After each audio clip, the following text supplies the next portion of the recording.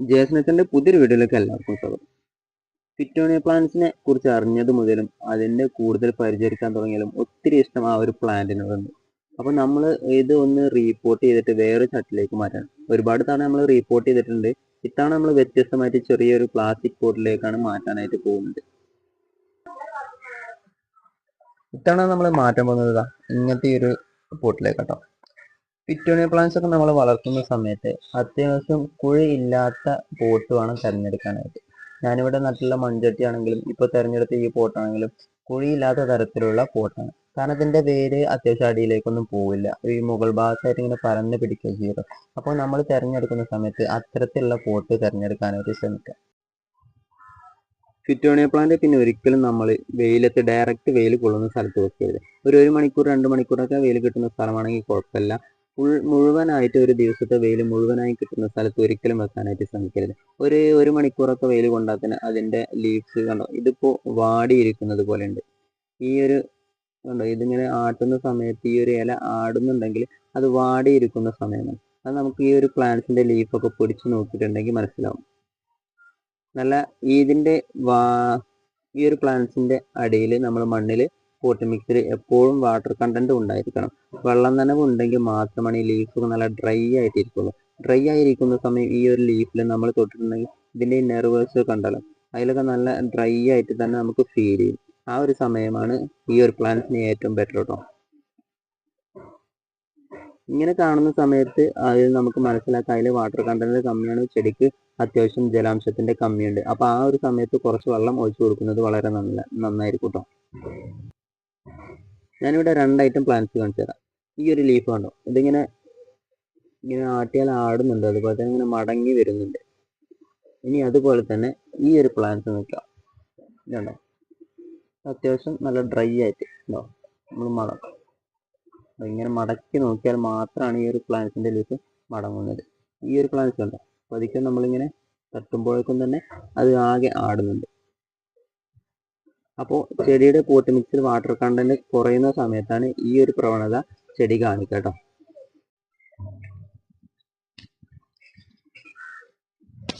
അപ്പോൾ നമ്മൾ പിറ്റോണിയ പ്ലാന്റ്സിന്റെ കസ്റ്റൻസ് എടുത്തിട്ടുണ്ട്.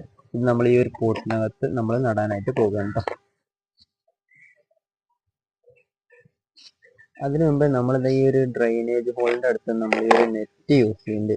അതായത് നമ്മൾ ഫിൽറ്റർ ചെയ്തിട്ട് വെള്ളം പോകാൻ വേണ്ടിയിട്ടാണ്. അതിനുശേഷം നമ്മൾ കുറച്ച് ബേബി മെറ്റൽസും കൂടി ആഡ് ചെയ്യുന്നുണ്ട് കേട്ടോ.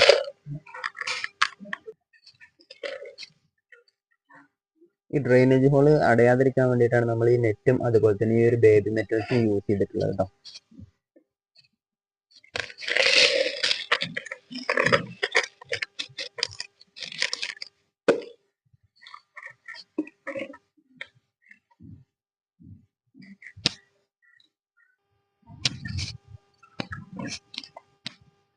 ശേഷം നമ്മൾ പോട്ട് മിക്സ് യൂസ് ചെയ്യണം. പോട്ട് മിക്സ് യൂസ് ചെയ്യുന്ന സമയത്ത് നമ്മൾ അതിനകത്തേക്ക് മണ്ണും അതുപോലെ തന്നെ ചകിരിച്ചോറും പിന്നെ എല്ലുപൊടിയും വേപ്പിൻ പിണ്ണാക്കും മാത്രമാണ് ചേർത്ത് കൊടുക്കുന്നത് കേട്ടോ.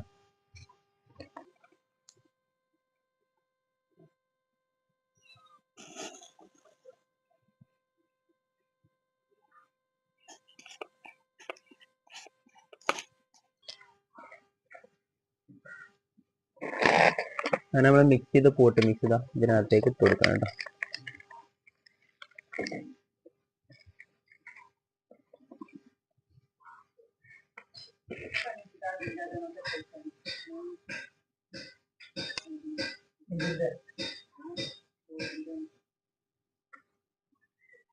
ഈ ഒരു അളവിൽ കുറച്ച് ഭാഗം നിർത്തിയിട്ട് മാത്രം നമ്മൾ പോട്ട് മിക്സ് യൂസ് ചെയ്ത് കൊടുത്താൽ മതി. എന്താ വെച്ചാൽ നമ്മൾ പ്ലാന്റ്സ് വെക്കുന്ന സമയത്ത് ഈ ഒരു പോട്ടിന്റെ അവസാന ഭാഗത്തേക്ക് പ്ലാന്റ്സിന്റെ ലീഫ് നിൽക്കുന്ന രീതിയിലാണ് നമ്മൾ പ്ലാന്റ്സ് സെറ്റ് ചെയ്യാനായിട്ട് പോകുന്നത് കേട്ടോ.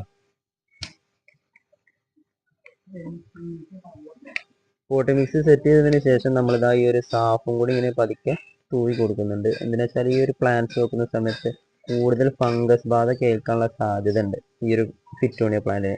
അപ്പോൾ അതില്ലാതിരിക്കാൻ വേണ്ടിയിട്ടാണ് നമ്മൾ ഈ ഒരു സാഫ് ഇങ്ങനെ പതുക്കെ വിതറി കൊടുക്കുന്നത് കേട്ടോ.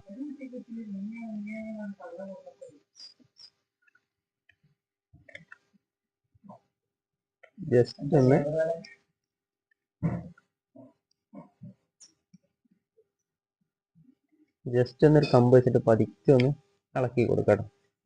സാഫൊന്ന് ചെറിയ രൂപത്തിൽ മണ്ണിനടിയിലേക്ക് ഇറങ്ങാൻ വേണ്ടിയിട്ടാണ്. കൂടുതലൊന്നും ഇറക്കണ്ട, ചെറിയ രീതിയിൽ നമ്മൾ ആ പ്ലാന്റ്സിൻ്റെ കമ്പ് ഇറങ്ങിപ്പോകുന്ന ആ ഒരു രീതിയിലേക്ക് മാത്രം ഇറങ്ങുന്ന രീതിയിൽ നമ്മൾ ചെറുതായിട്ടൊന്ന് ഇങ്ങനെ ഇളക്കി കൊടുക്കണം കേട്ടോ.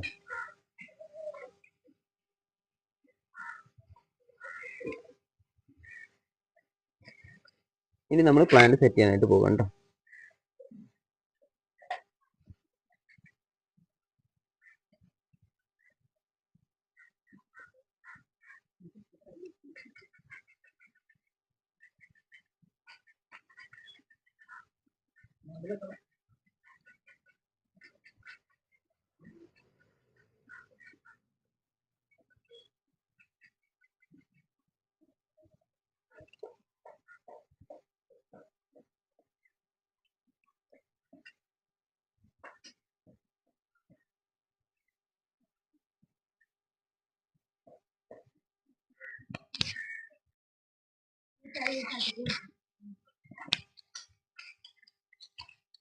അപ്പോൾ നമ്മളിത് ആ 2 പ്ലാന്റ്സ് സെറ്റ് ചെയ്ത് വെച്ചിട്ടുണ്ട്. ഇനി ഇത് ഒരാഴ്ചത്തേക്ക് ഡയറക്റ്റ് വെയിൽ കിട്ടുന്ന സ്ഥലത്ത് വെക്കാനേ പാടില്ല. നമ്മൾ ഷെയ്ഡിലൊക്കെ വെച്ചിട്ട് വേണം ഇത് കെയർ ചെയ്യാനായിട്ട് കേട്ടോ. ദിവസം ഒരു നേരമൊക്കെ നമുക്ക് വെള്ളം ഒഴിച്ചു കൊടുക്കുന്നതാണ് ഏറ്റവും നല്ലത്. നന്നായിട്ട് സ്പ്രേ ചെയ്ത് കൊടുക്കുന്നതായിരിക്കും ഏറ്റവും നല്ലത് കേട്ടോ. അപ്പോൾ ഇത്രയൊക്കെയാണ് നമ്മുടെ ഇന്നത്തെ വീഡിയോയിലൂടെ പറയാനായിട്ട് പോകുന്നത്. ഇതിൻ്റെ ഒരു വീഡിയോ അപ്ഡേറ്റ് ആയിട്ട് നമ്മൾ നെക്സ്റ്റ് വീഡിയോയിൽ വരുന്നതായിരിക്കും. അതുവരെ ഈ ചാനൽ ഫോളോ ചെയ്യാത്തവരൊക്കെ ഫോളോ ചെയ്യാം കേട്ടോ.